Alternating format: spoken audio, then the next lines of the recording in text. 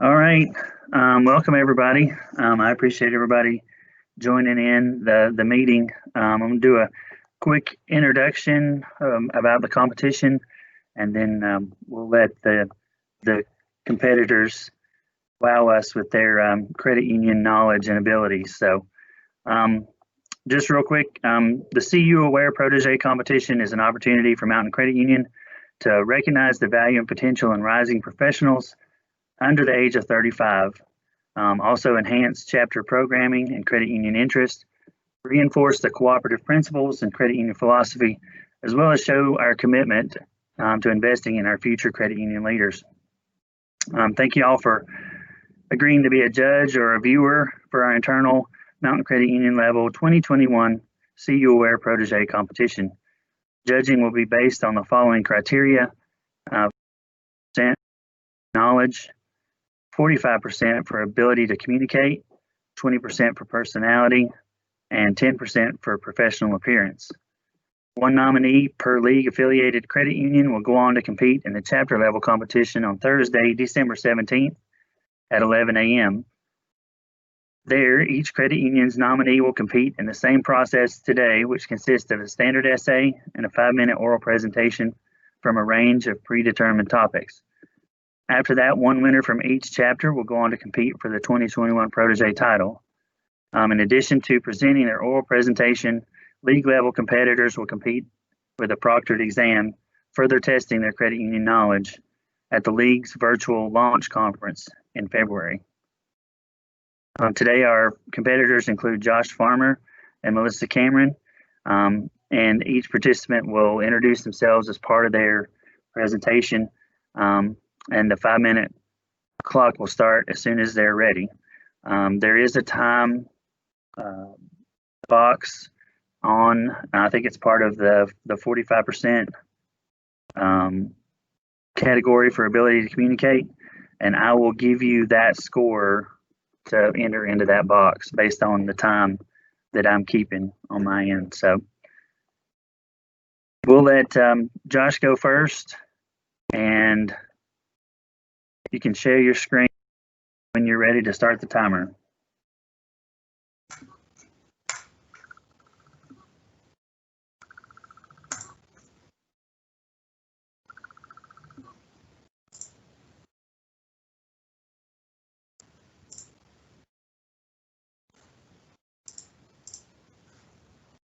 Hang on, let me fix this.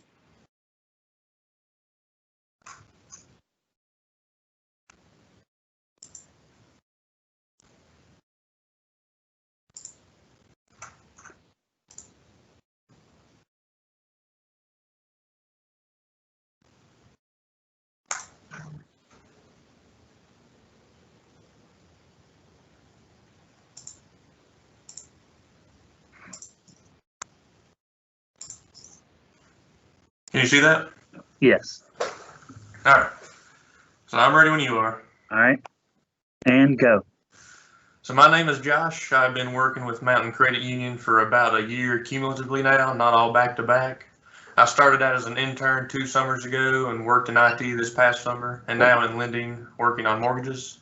I'm from Boone, and I recently graduated from Western Carolina with a degree in finance and management. I chose to talk about credit union service to the community as my presentation because it is one of the things I'm most proud of while working at Mountain Credit Union. So the definition of a nonprofit is not making or conducted primarily to make a profit. The goal of a nonprofit organization is to further a social cause and provide a public benefit. Credit unions are major profiles in the nonprofit industry. They are funded by the members, consist of members of the community, and provide financial services that the big banks choose not to. To the benefit of the members, credit unions obtain a tax-exempt status that gives the industry a huge advantage when used properly.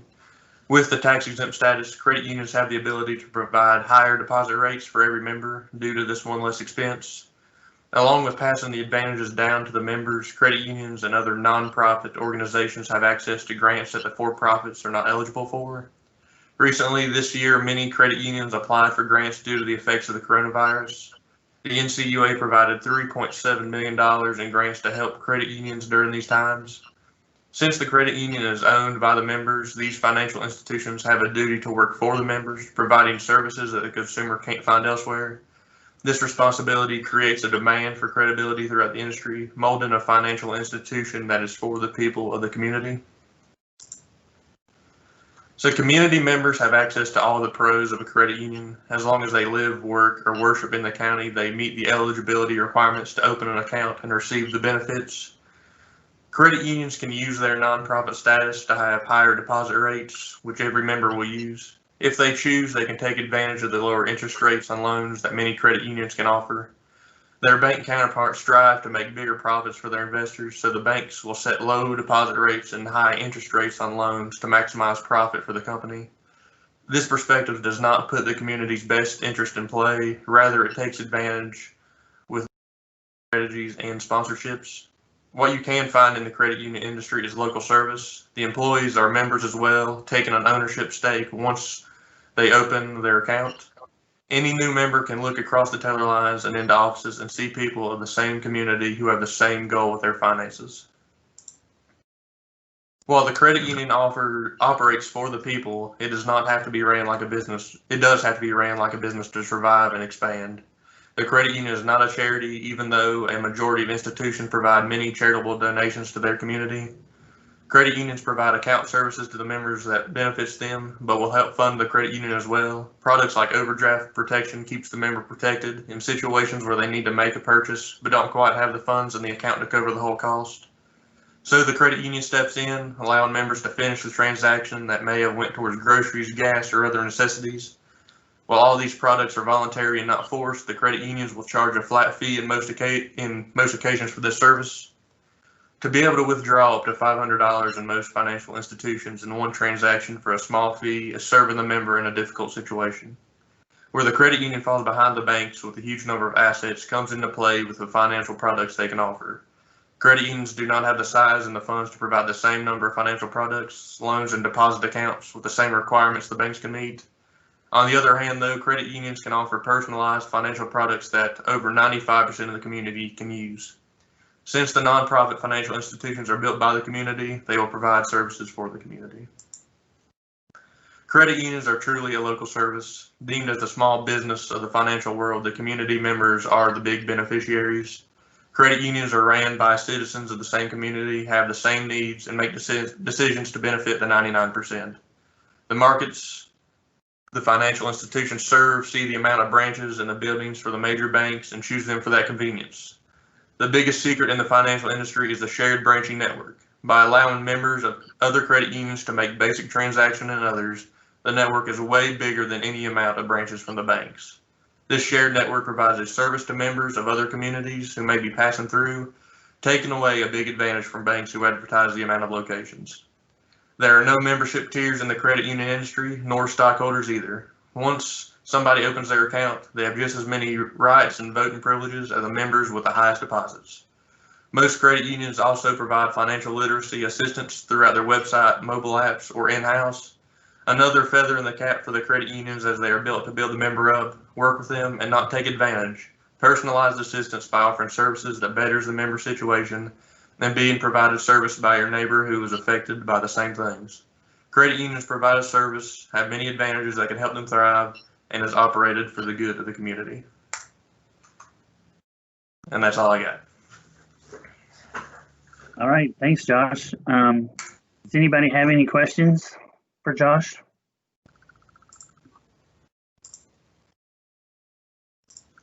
Make sure you unmute.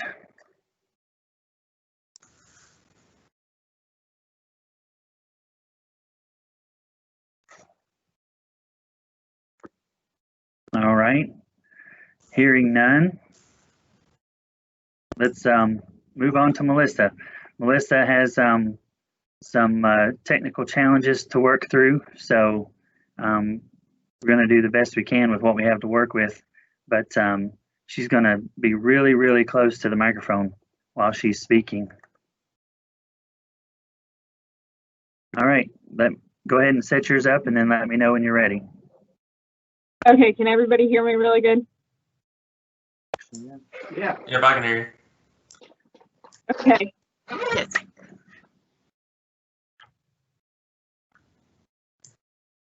I'm ready. Good morning. I am Melissa. I have been employed with Mountain Credit Union for around 4 years. In the last 4 years, I have learned that my career will always remain in a credit union, as well as been able to witness many technological advances. With this being said, I will get into my presentation of credit unions in the future and how technology drives member service. Technology provides many benefits to us as a credit union employees, but also to our members. Some of the benefits include convenience. Unions to remain competitive with these larger financial institutions, gives members greater accessibility to after-hour assistance, ensures security, and as we have recently discovered in light of many 2020 crazy events, allows credit unions to continue serving members in tough times. Technology has been very important for the credit union always, but in the last year, we have had to rely on technology to continue to provide our members with the best member service and continue everyday functions as a credit union. Technology has proved itself to be a convenience feature. When lines would be wrapped around the building and drive up would be crazy, we could continue assisting our members. As members that are in the workforce change, they rely more heavily on technology-based banking. These members are working on longer days and generally cannot do their banking in person, causing them to rely on automatic teller machines, ATMs, online banking, remote deposit, and fraud centers.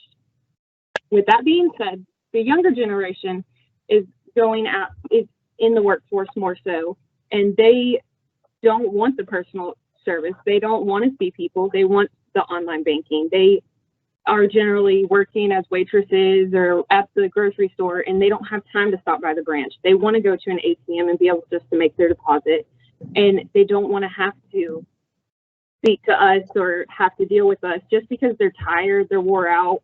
Most of them have never had to work, and this is new to them. 10 years ago, continuing member service in this situation would have been extremely difficult for any institution. But today's technology, LAFCU, provides digital options that allow seamless 24/7 service to members. And this is from the CUNA website. And then technology can't replace interpersonal skills and expertise, but can expedite the process to make it an efficient, effective experience that member service has come to rely on. And this is from our own Josh Farmer. The quotes presented on this page show the importance of technology. Without technology, there is a good chance that many credit unions and banks would not have made it through the current unknown situations we are facing daily.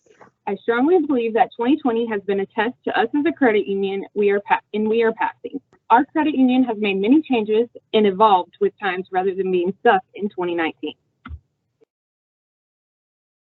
Credit unions and community banks have been told that in order to survive, they would need to come around to the idea of enhanced technology, especially as the world becomes more dependent on technology. Technology to help drive member service opens new opportunities for credit unions with opening the door to more efficient service. I believe that as technology has become a bigger focus, it is important for credit unions to change their technology and stay current. But this year, it has become even more important for credit unions to change technology in order to allow members to feel secure in these dire times and ensure the safety of both staff by allowing members more access through technology and ensuring they do not feel like they need to come to the branch.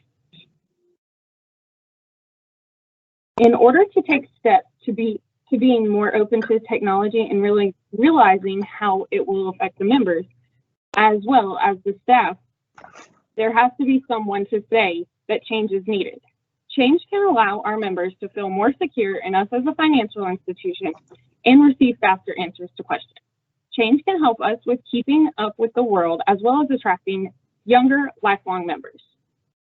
Attracting the younger members is very important because this is what drives the credit union. As we attract younger members, they eventually open kids accounts.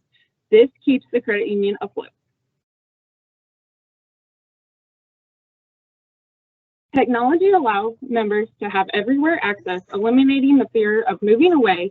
This also gives anytime access, allowing members the security of watching their account, leading into having peace of mind and having more account access. Technology also provides faster results to our members than previously, with the access for branches to be able to communicate more effectively and the ability to have online services for questions. Technology has helped branch personnel in focusing more on the member in front of them rather than spending long periods of time on the phone explaining how to get onto your online banking. This allows better member service, making credit unions more personal. The personal service is very important for our members that do still come in. These members are the ones that are going to be more loyal to the credit union because they personally know us. They personally see our personalities. They're able to come up to us and have a conversation about their families, where the ones that just use the technology for the banking do not. So this is where it becomes our job to reach the people through technology and create them into lifelong members. Mountain Credit Union has had many enhancements in the last year with introducing the electronic wallet, a depository ATM in our Waynesville branch, cash recyclers also in the new Waynesville branch, online access to apply for loans, and DocuSign to sign for your loans and other documents that the credit union uses. These features are just some key points that have allowed MCU to continue their everyday functions as well as ensuring safety. I believe that MCU continues to enhance in technology. We will remain competitive and be able to assist our members faster and better. This service allows us to continue to grow lifelong members. That's it. All right. Thanks, Melissa. Does anybody have any questions for Melissa?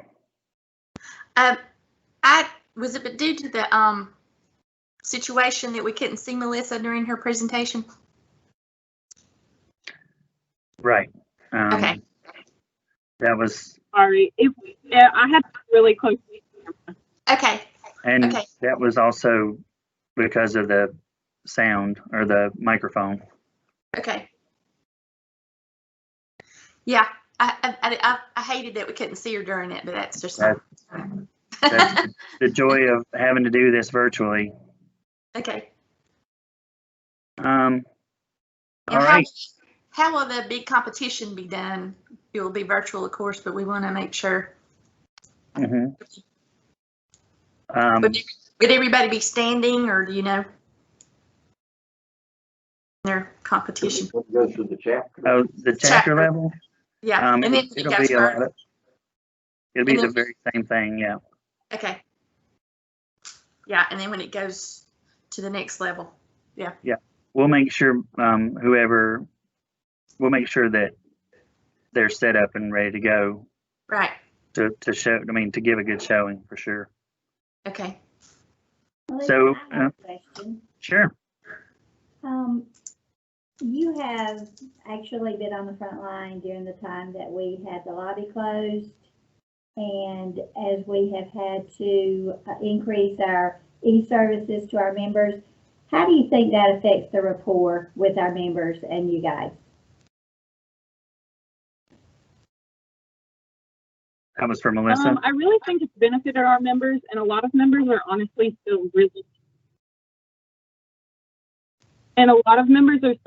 scared to come in. This is to feel more secure, and also it gives them comfort knowing that we are trying our best to make do for them, and we're trying our best to evolve to the current situation.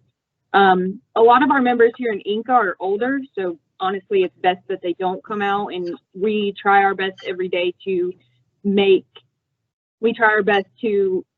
give them alternate resources to situations in order to make sure that they're feeling safe, they're feeling secure.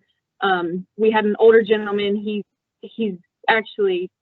goes back and forth with pneumonia, and he needed to open another account, and we tried to give him the resource of even doing it through the drive-up still. He insisted he needed to come inside, but still trying to make stuff happen.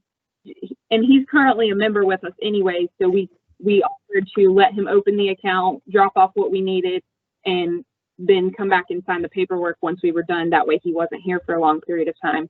But our members definitely feel like we're trying to make a difference, and we're trying to evolve with the situation rather than just not giving them an answer. We've actually had a lot of people switch to us from Wells Fargo up the road because they're the lobby's not open. They can't get an appointment with them to go inside. It's just, they're not feasible right now, and we're trying to make a difference. Are you able to balance the fact that there are older people that need these services, and yet they've not been open to the electronic services as much in the past? Are you able to balance that a little bit?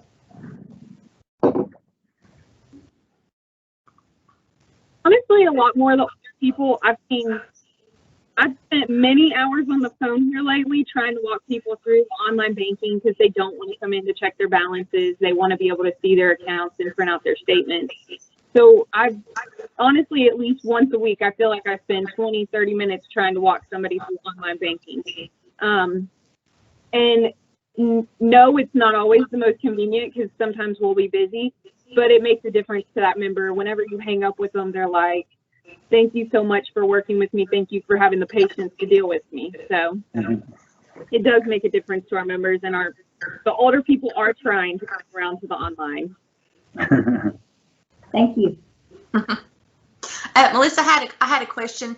If we went back to drive-through service only, are we gonna make a lot of members upset, or how do you think that would be perceived right now? And maybe appointments, because you were saying that they're not. A lot of our members,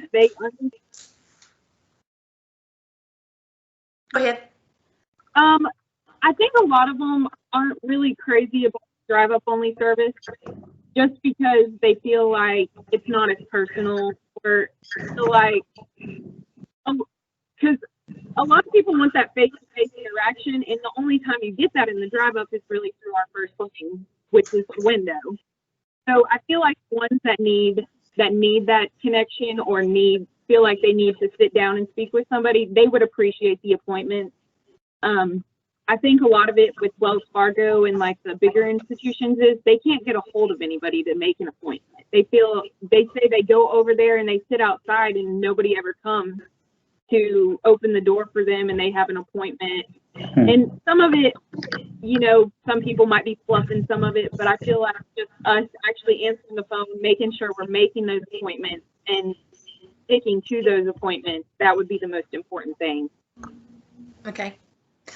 Josh, did you interview people here at the credit union, and what did you gain from those interviews?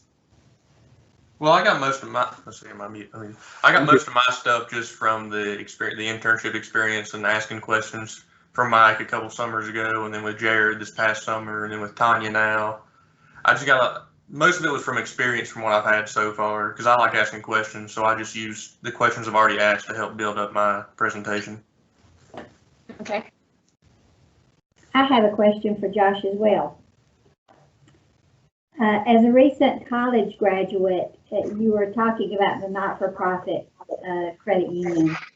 Do you think that really matters a lot to young people like you, that we are not-for-profit and we're trying to give our profits back to our members in the form of lower interest rates and higher savings rates? Do you think younger people, does that resonate with them? I think it would. The problem with college is whenever they talk about finances, they always talk about banks. The big banks is what they always talk about, and they very rarely throw in credit unions. And I picked that up because since I've worked here, I was on the lookout for credit unions. But you really don't hear much about them on college campuses. There's not really much advertising.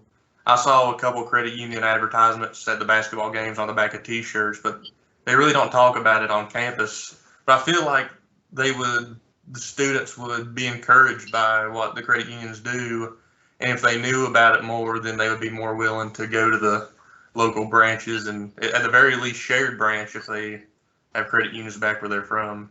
And that's what I got from being on campus mostly. It'd probably be a good thing for Josh and Cody and folks to try to come up with some program or help you out with that. Some more classes or something. I think the internships that we have done has helped some, because even when the interns come in, they may not have ever thought of it, and it opens their eyes to the world of credit unions just, as not just a career, but also a financial option. And maybe they help spread the word.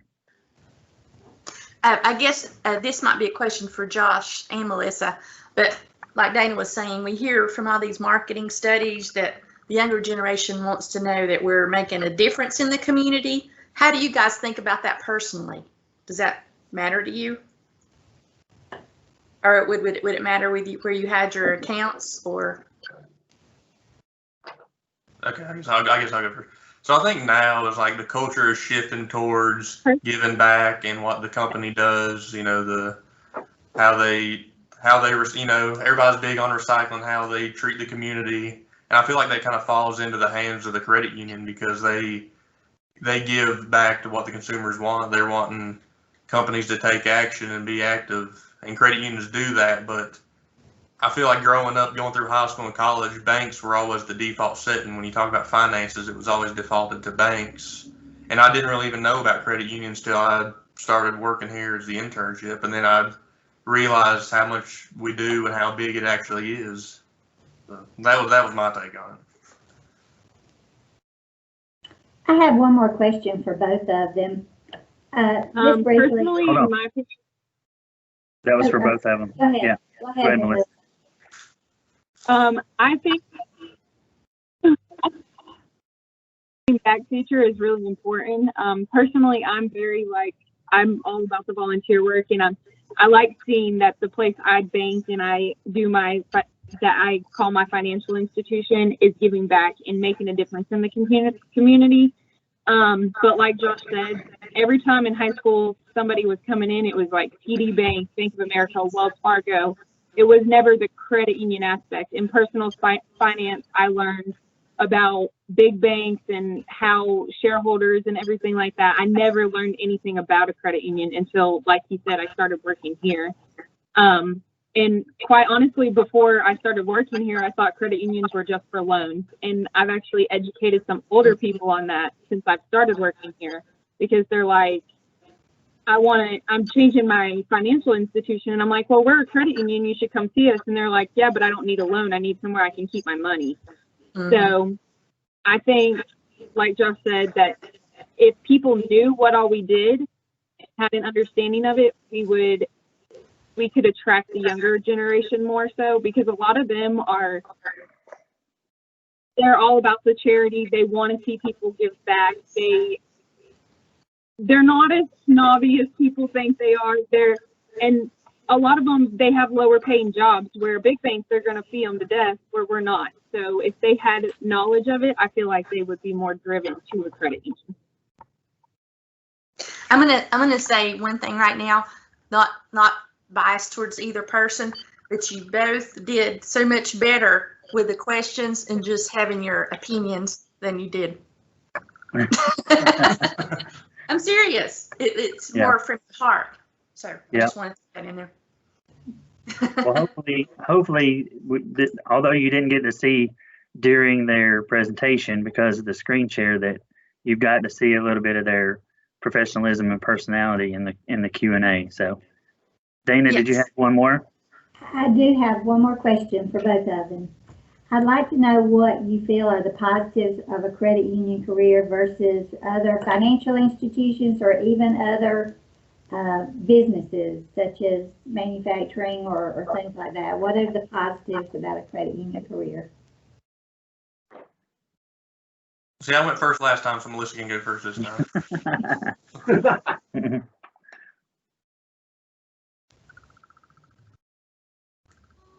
Personally, I don't know about any other credit union, but I know that like Mountain Credit Union, they always stand behind their employees. They're not going to, yes, we're very member driven, but if there's something that we feel is wrong, they're going to stand behind us. They're not going to let people jump from branch to branch to branch and get their way. They stand behind their employees. And not only that, they're always willing to make a change for us. They're always thinking about us. They put our needs first, kind of like going to the drive-up only service. That was for our safety as well as our members, but it was mostly to protect the staff of Mountain Credit Union. I feel like in other institutions and other places, they really don't care. They just want to profit. it's kind of like the manufacturing career. They really just care about the profit. A lot of those factories that are around us, they come in and they're like, yeah, we don't have air conditioning, and it's like 100 and something degrees in the building. We have air conditioning. We have people that when we need to go to drive-up only service, we go to drive-up only service. Whenever something happens in our community that's dangerous, they're checking on us to make sure we're okay in general. So I just feel like it's just the people. It's more like a family rather than just a place to go to work. Thank you. So I touched on this in my project, and I think what I'm most excited about working here is just the relationship with everybody. You know, you talk to other people and you're like, I'm working with a CFO doing this, or me and the president talked about doing this. And they take those terms and think they're like on such a higher level because they don't have that relationship where they work. When in reality, they're just other people that you talk to and you can work with. And so that's what I enjoy the most is you don't really look up to anybody. You're all on the same level for the same goal. And that's what I like about credit unions is you're all working together instead of working for somebody, more or less. Thank you. Okay, so we got time for another question? Yeah, go ahead. I've got one for Melissa. Melissa, you know, with Banno, we're going to have a chat feature, and that kind of relates to your topic. Could you talk about the importance of that, or if it is important?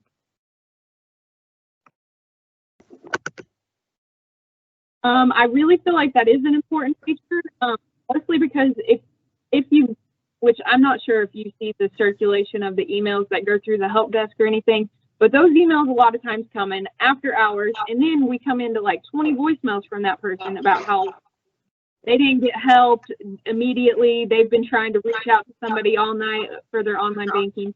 So I think that feature is important because not only if we're open, we'll just get a response pretty quickly. And it doesn't have to be, because those emails, we're all busy. They have to be circulated through certain people before they get to the branches. And at that point, the person's probably already called and left 6 voicemails. So I think it's important for people to understand that it will be a faster service for them. But not only that, it'll allow them to know it's after hours. Because a lot of people think we have a 24-hour help desk and think that somebody's here 24 hours. With that, it'll be like, sorry, we're out of the office or closed right now. I can't remember exactly what the message is, but I think it'll be a really good feature for them. Thank you. That's a good point. Maybe we need to emphasize we're banking locally. You're not talking to people that are in India. So we're asleep right now. It's late. Yeah, that's a real good point. We need to be honest with people and let them know when they should expect an answer. Yeah. Thanks, Melissa. Yeah, and I think people appreciate that. All right. Well, I think we will dismiss Josh and Melissa, and then the judges can talk about things behind while they're not listening. We might have a few loose ends to tie up with entering the score for the time limit and everything. So, Josh, Melissa, we appreciate your efforts and look forward to seeing what the future holds, regardless of what happens from here. But thanks for your presentation, and we'll let you know who won as soon as possible so that you can get ready for the chapter level next week. Thanks a lot, guys. Yep, thank Thank you. you. Good job. Back to work. Good job. Good job to both of you. Thank you. I just want to say you both did a great job. Here, here.